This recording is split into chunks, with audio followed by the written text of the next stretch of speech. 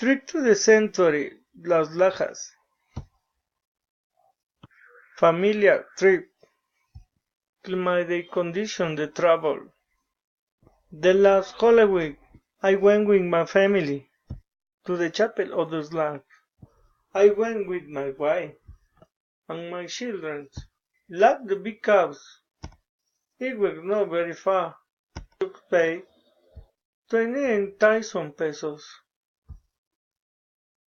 I liked it because there were many places to visit. For example, I went to the shrine, under the chapel, and locked with the lock. Recommendations to go to the sanctuary de las Lajas. It's recommended dark.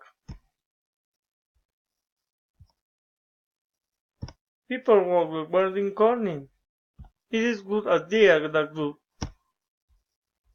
Travel in large groups. It is necessary that people were impervious to bad weather. It is important that people must effort to think and not communication. It is better for people to come back and the tick on the traffic. Thanks.